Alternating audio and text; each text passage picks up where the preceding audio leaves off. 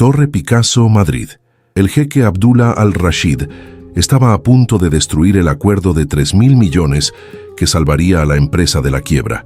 La traductora oficial acababa de insultar a su madre traduciendo mal.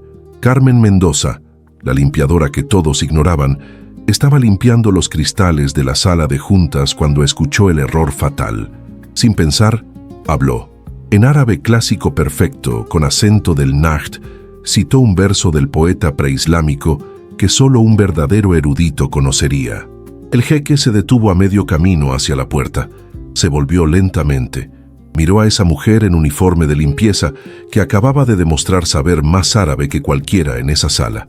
Y lo que dijo después cambió no solo el acuerdo, sino 2 vidas destinadas a cruzarse. La sala de juntas en el piso 40 de la Torre Picasso de Madrid destilaba poder por cada superficie de cristal y acero. Era una de esas mañanas de enero en que la niebla del Manzanares envolvía la ciudad como un velo, transformando los rascacielos de la Castellana en fantasmas de hormigón que aparecían y desaparecían en la bruma. Carmen Mendoza empujaba el carrito de limpieza por el pasillo con la precisión mecánica de quien ha aprendido a ser invisible. 32 años, licenciada en Filología Árabe por la Complutense, doctorado en Literatura Preislámica por la Universidad de Granada. Todo inútil en una España que no contrataba y en un mundo académico que premiaba conexiones en lugar de competencias. 3 años antes estaba en El Cairo para un postdoctorado. Ahora limpiaba oficinas por 900 euros al mes, enviando currículums que nadie abría. La sala de juntas debería haber estado vacía a las 7 de la mañana. Su turno empezaba temprano precisamente para evitar molestar a los poderosos que decidían destinos millonarios entre café y café. Pero esa mañana era diferente. A través de las paredes de cristal, Carmen vio a toda una delegación ya sentada alrededor de la mesa ovalada de caoba que valía más de lo que ella ganaba en una década. Por un lado, el equipo español de Industrias Herrera, Diego Herrera, el CEO que había heredado la empresa de su padre y casi la había llevado a la quiebra con inversiones equivocadas. Su hija Patricia, directora financiera más por nepotismo que por competencia, y un ejército de abogados y consultores en trajes de Loewe que costaban lo que un piso en Vallecas. Por el otro lado, la delegación saudí liderada por el jeque Abdullah bin Rashid Al Saud. Carmen lo reconoció inmediatamente, no por las fotos en los periódicos financieros, sino por un artículo académico que había leído años atrás. El jeque no era solo uno de los hombres más ricos de Oriente Medio, era también un reconocido estudioso de poesía árabe clásica, mecenas de universidades, coleccionista de manuscritos antiguos. Su doctorado en Oxford en literatura árabe era real, no comprado como tantos títulos de sus pares. Carmen debería haberse ido. El protocolo era claro. Durante las reuniones importantes, el personal de limpieza debía desaparecer, pero algo la retuvo. Quizás fue la voz de la traductora oficial, una rubia platino que masacraba el árabe con un acento que haría sangrar los oídos de cualquiera que hubiera estudiado de verdad la lengua. O quizás fue la forma en que el jeque apretaba la mandíbula cada vez que ella traducía, señal evidente de que algo no iba bien. Se puso a limpiar los cristales externos de la sala, técnicamente fuera pero lo suficientemente cerca para escuchar a través de las paredes delgadas diseñadas más para la estética que para la privacidad. Su presencia era tan habitual que nadie la notaba. La invisibilidad social de los uniformes de servicio, el superpoder involuntario de quienes limpian los palacios del poder. La negociación trataba sobre una inversión de 3.000 millones de euros. Los saudíes adquirirían el 60% de Industrias Herrera, salvándola de la quiebra pero manteniendo la producción en España, salvando 5.000 puestos de trabajo. Era el último día de negociaciones después de meses de conversaciones. Todo parecía encaminarse hacia la conclusión cuando ocurrió el desastre. Diego Herrera, en un intento de ser cordial, había preparado un discurso en español que la traductora debía traducir al árabe. Hablaba del honor de trabajar con el jeque, de la confianza mutua, de los valores compartidos. La traductora empezó a traducir con excesiva confianza, la de quien ha aprendido árabe en 6 meses de curso nocturno y piensa que lo domina. Carmen sintió el error como una puñalada. La traductora acababa de decir, intentando traducir, «Su excelencia trae honor a su familia», algo que en árabe sonaba como «Su madre es una perra que trae vergüenza a sus ancestros». Un error de principiante con los falsos amigos del árabe, donde una vocal mal pronunciada transforma un cumplido en un insulto mortal.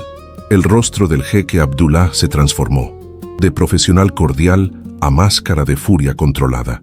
Se levantó lentamente, su séquito siguiendo el movimiento como una ola. En la cultura árabe, el insulto a la madre es imperdonable. No hay contrato, no hay miles de millones que puedan lavar esa ofensa. Los españoles no entendían qué estaba pasando. Diego Herrera seguía sonriendo, ignorante de que acababa de destruir su empresa con una frase mal traducida. La traductora, captando finalmente que algo había salido mal, balbuceaba disculpas en un árabe aún peor, empeorando la situación. El jeque se dirigió hacia la puerta. Sus abogados ya recogían documentos. 3.000 millones de euros, 5.000 puestos de trabajo, el futuro de una empresa centenaria. Todo se estaba evaporando por un error de traducción. Fue entonces cuando Carmen hizo lo más estúpido y valiente de su vida. Dejó caer el limpiador de cristales, abrió la puerta de la sala de juntas y habló. No en español, no en inglés, sino en árabe clásico, el del Corán y la poesía, con la pronunciación perfecta del Najd, la región del jeque.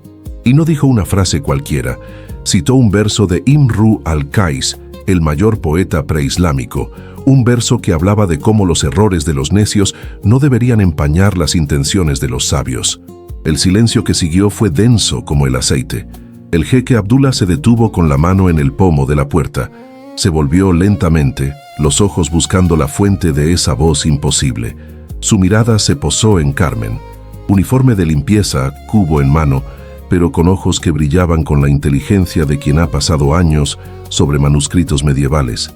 El jeque hizo algo que ninguno de los presentes había visto jamás. Sonrió. Una sonrisa verdadera. No la cortesía de fachada de las negociaciones comerciales. Volvió a la mesa, pero en lugar de sentarse en su sitio, se acercó a Carmen. Le habló en árabe, no el moderno estándar, sino el clásico, citando el siguiente verso del mismo poema. Carmen respondió completando la cuarteta, luego añadió un comentario sobre la interpretación de Ibn Qutaybah de ese verso particular. Un detalle que solo alguien que hubiera estudiado realmente la literatura árabe medieval conocería. Los ojos del jeque se iluminaron como los de un niño que ha encontrado un regalo inesperado. La sala de juntas se había transformado en un teatro del absurdo. Por un lado, los españoles en trajes de miles de euros, paralizados por la confusión. Por el otro, los saudíes, igualmente estupefactos al ver a su jeque, conocido por su frialdad en los negocios, animarse hablando con una limpiadora. El jeque Abdullah ignoró completamente a todos y se dirigió a Carmen en árabe clásico, planteándole una pregunta que era claramente una prueba. ¿Cuál era el origen de la rima casida y cómo difería entre la escuela de Kufa y la de Basora? Era una pregunta de examen doctoral, el tipo de detalle que solo un verdadero estudioso sabría. Carmen respondió no solo correctamente, sino que citó también un manuscrito raro, conservado en la biblioteca de El Escorial, uno que ella misma había consultado durante su investigación doctoral. Añadió una observación personal sobre la influencia persa en la métrica, algo sobre lo que había escrito un artículo nunca publicado. El jeque se quitó las gafas y la miró como si la viera por primera vez. No veía ya el uniforme, sino la mente detrás de él. Le preguntó siempre en árabe, ¿por qué una erudita de tal calibre limpiaba oficinas en Madrid? La respuesta de Carmen fue simple y brutal en su honestidad. España no tenía lugar para quien estudiaba cosas inútiles como la poesía árabe medieval. Las universidades solo contrataban a enchufados, las oposiciones estaban amañadas y ella tenía un alquiler que pagar. Prefería limpiar con dignidad que mendigar un puesto que nunca llegaría. El jeque se volvió hacia Diego Herrera, pasando al inglés con un perfecto acento oxoniense. Su voz era calmada pero cortante como una cimitarra del desierto. Explicó el insulto involuntario, cómo un error de traducción había casi destruido todo. Luego señaló a Carmen y dijo algo que heló la sangre a todos los presentes. Esta mujer que ellos ignoraban que limpiaba sus oficinas mientras ellos dormían, sabía más árabe que cualquier experto que hubieran contratado.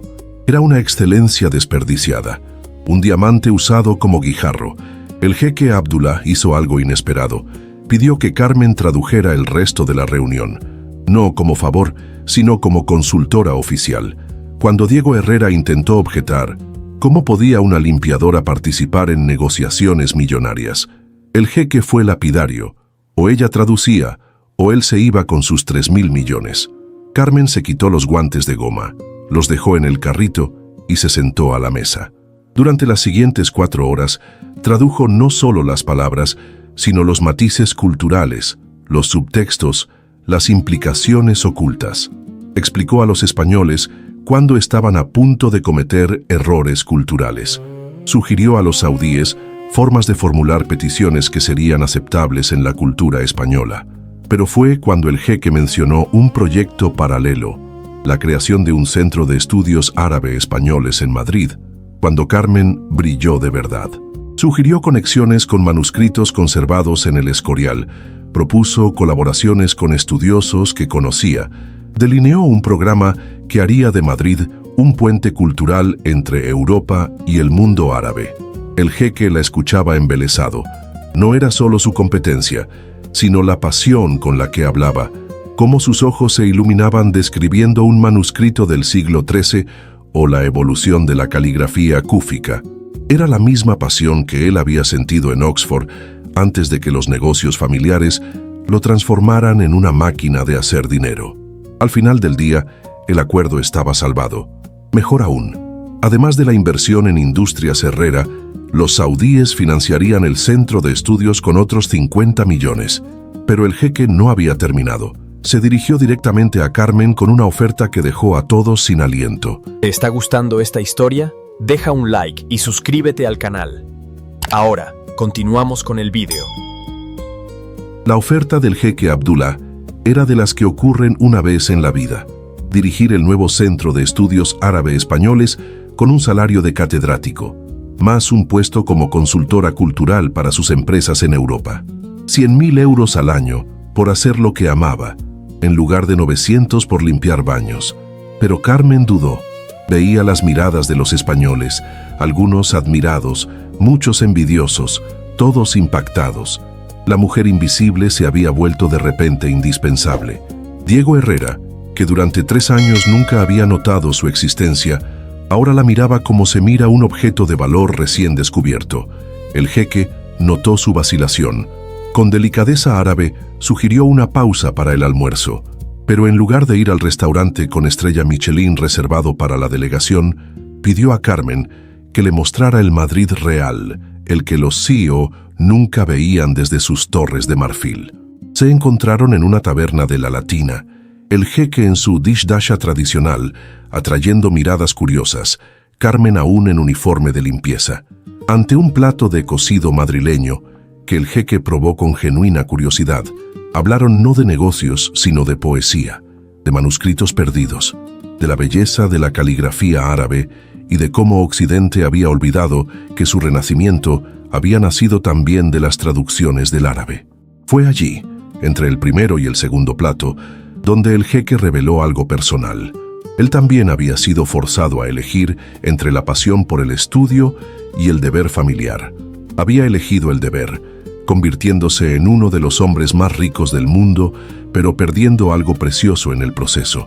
En Carmen veía la posibilidad de recuperar esa parte de sí mismo, de crear algo que durara más allá de los informes trimestrales y las cotizaciones bursátiles. Los meses siguientes fueron un torbellino de cambios. Carmen aceptó la oferta, pero con condiciones precisas. El centro de estudios debía ser accesible para todos, no solo para las élites. Debía contratar a jóvenes estudiosos españoles y árabes basándose en el mérito, no en las conexiones, y debía incluir un programa de becas para estudiantes de los barrios periféricos, aquellos que, como ella, tenían el talento, pero no las oportunidades. El jeque no solo aceptó, sino que duplicó el presupuesto para las becas. Su colaboración se volvió legendaria en los círculos académicos. Él aportaba los fondos y los contactos, ella la competencia y la visión. Juntos crearon algo único, un centro que no era solo para el estudio académico, sino para el diálogo real entre culturas. Pero había algo más que la simple colaboración profesional. En las largas tardes pasadas discutiendo programas y proyectos, entre un verso de Al-Mutanabi y una cita del Quijote que el jeque conocía en español, crecía algo no expresado. El respeto mutuo se transformaba lentamente en algo más profundo. Diego Herrera, mientras tanto, intentaba desesperadamente capitalizar el descubrimiento de Carmen. La presentaba como ejemplo de meritocracia empresarial, olvidando convenientemente que la había ignorado durante 3 años. Pero Carmen ya no era invisible, y cuando él intentó atribuirse el mérito del centro de estudios durante una rueda de prensa, ella lo corrigió públicamente en árabe, español e inglés, con una gracia que ocultaba cuchillas afiladas. Un año después de aquel encuentro fatídico, el Centro de Estudios Árabe-Españoles de Madrid era una realidad floreciente. Ocupaba 3 plantas de un palacio histórico cerca de la Universidad Complutense, con una biblioteca que ya rivalizaba con algunas de las mejores colecciones europeas de manuscritos árabes. Carmen, ahora profesora Mendoza, dirigía un equipo de 20 investigadores de 10 países diferentes. La noche de la inauguración oficial, con el ministro de Cultura español y el embajador saudí presentes, ocurrió algo que nadie esperaba. El jeque Abdullah tomó la palabra no para el discurso oficial preparado por su equipo, sino para algo personal. Habló de cómo un error de traducción había casi destruido un acuerdo de miles de millones, pero había creado en cambio algo infinitamente más valioso.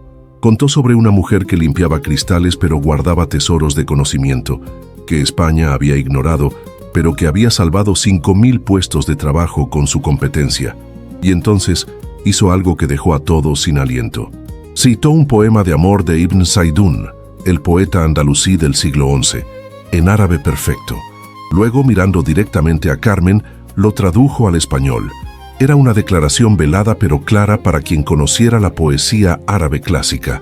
Ibn Saidún había escrito esos versos para Walada, la princesa poetisa, un amor imposible entre 2 mundos diferentes que había producido algunos de los versos más bellos de la literatura árabe.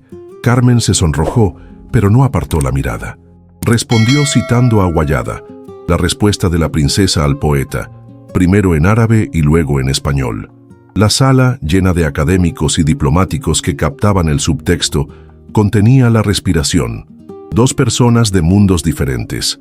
Él, un príncipe del desierto, ella una hija de la niebla madrileña, que se hablaban a través de versos de 1000 años atrás.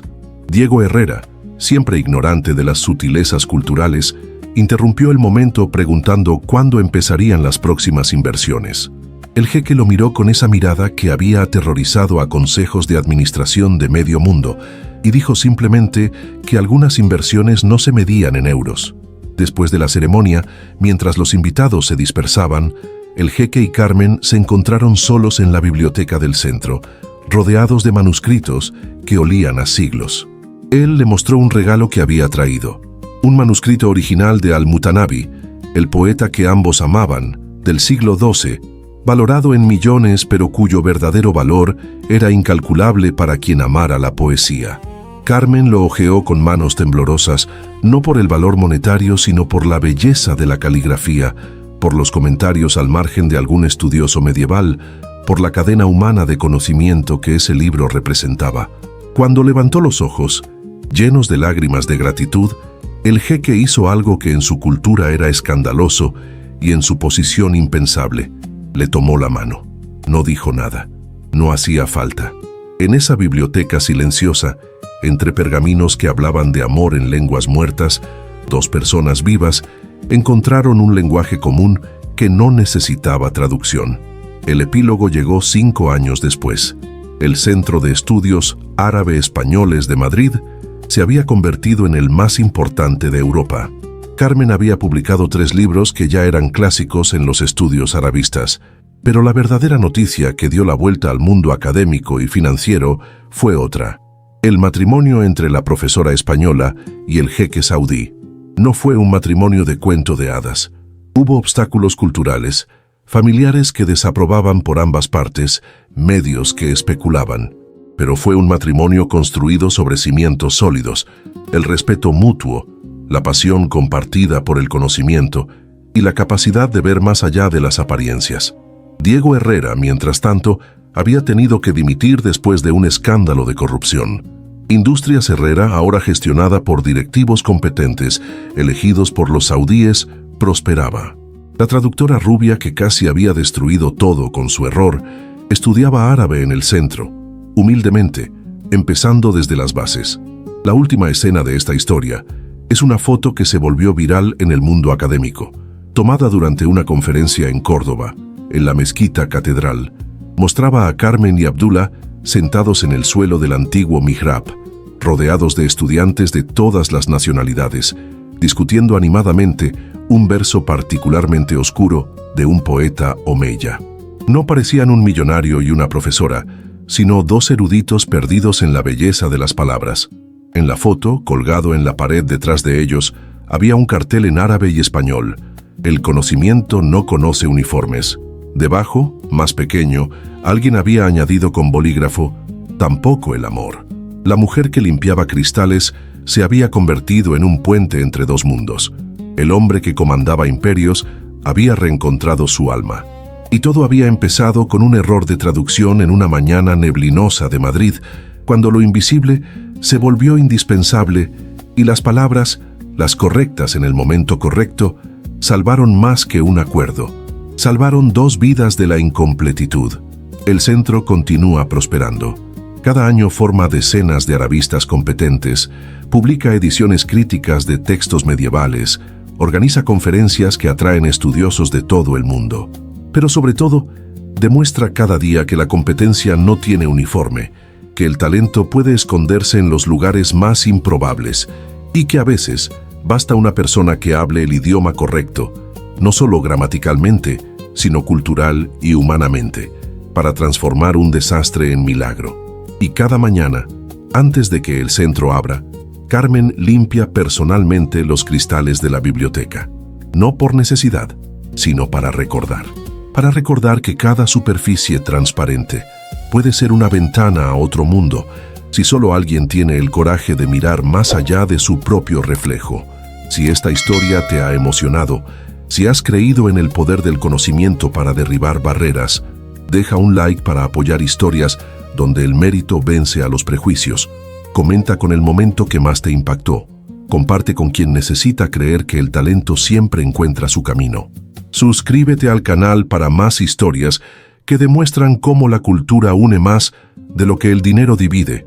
Recuerda, a veces las personas más invisibles son las que ven más claramente, y la verdadera riqueza no está en la cuenta bancaria, sino en la riqueza de la mente.